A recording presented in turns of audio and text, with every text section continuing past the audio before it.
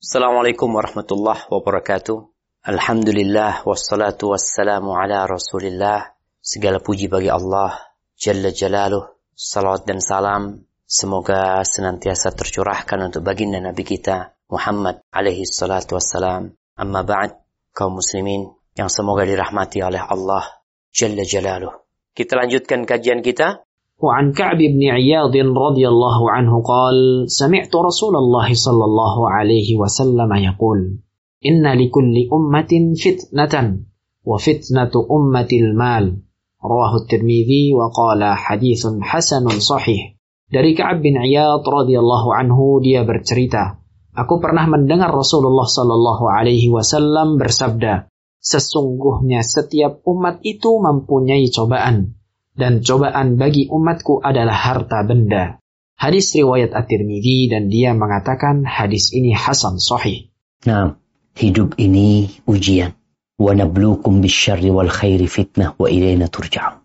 Ujian dari Allah itu bisa berupa musibah duniawi, kecelakaan, kerugian, kebakaran, kematian orang-orang yang dicintai.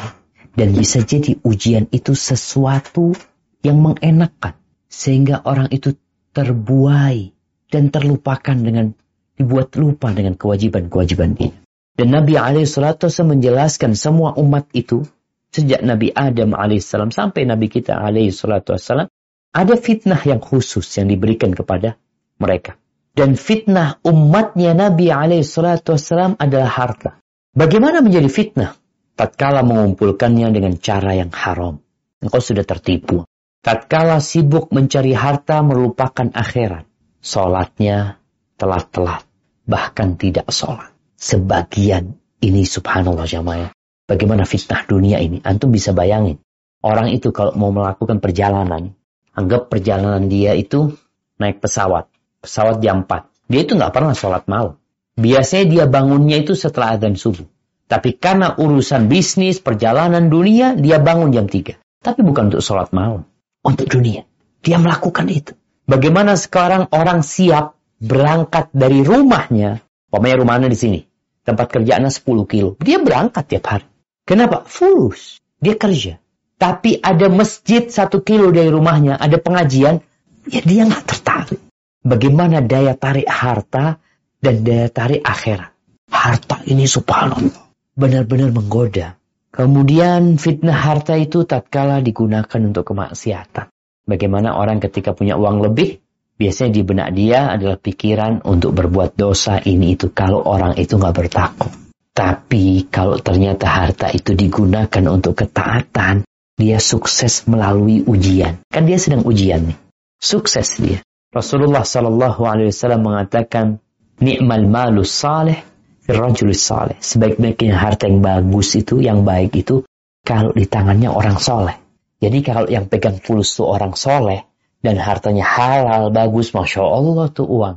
Berkah tuh duit. Tapi kalau harta itu di tangan orang gak bener, habis buat nyambung, buat narkoba. Punya uang 50 juta, na'udzubillah, untuk berzina dengan artis. Atau dengan public figure. Duit 50 juta, iya. Gak ada gunanya. Hanya untuk berbuat dosa. Allah Azza wa Jalla mengatakan, Kalla innal insana la yatgha ar-ra'ahu istaghna. Sekali-kali manusia itu benar-benar melampaui batas. Ketika dikasih kekayaan, ketika merasa tidak butuh sama Allah, dia punya segala-galanya. Mau beli ini tinggal keluar duitnya. Akhirnya dia merasa bebas. Melakukan apa kemauan dia. Ini fitnah dunia, Syam.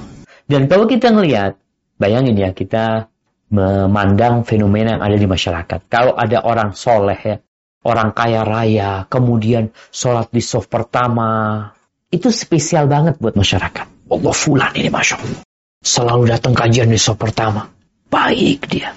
Tapi kalau ada orang miskin di shaf pertama, kira-kira pandangan masyarakat gimana? Biasa aja. Nggak akan mereka memuji-muji Allah fulan itu miskin di shaf pertama terus kalau sholat. Malah jadi bahan ledekan kadang-kala ya fulan karena masih fulus aja di shaf pertama. Coba punya fulus. Kayaknya jadi imam dia. Imamnya yang masbuk di belakang. Tapi kalau orang kaya raya di shaf pertama itu biasanya dipuji sama manusia. Kenapa? Karena fitnah harta ini membuat dia tetap melaksanakan ketaatan kepada Allah Azza wa Jalla. Makanya kita senang banget jemaah.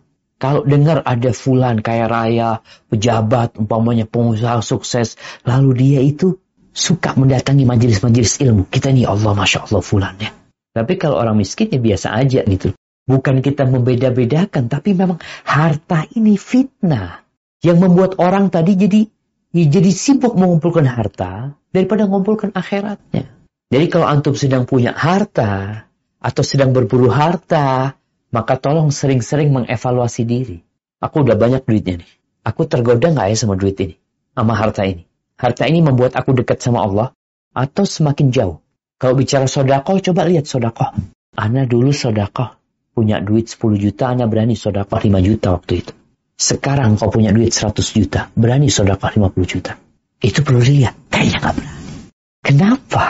Kan masih banyak sisa fitnah dunia. Jamaah rahimakumullah, itu yang bisa kita kaji. Semoga ilmu yang kita kaji hari ini berguna buat kita dan bisa kita amalkan dalam kehidupan kita. Dan semoga Allah menerima amalan kita. Sampai berjumpa kembali. Barakallahu fiik. Wassalamualaikum warahmatullahi wabarakatuh.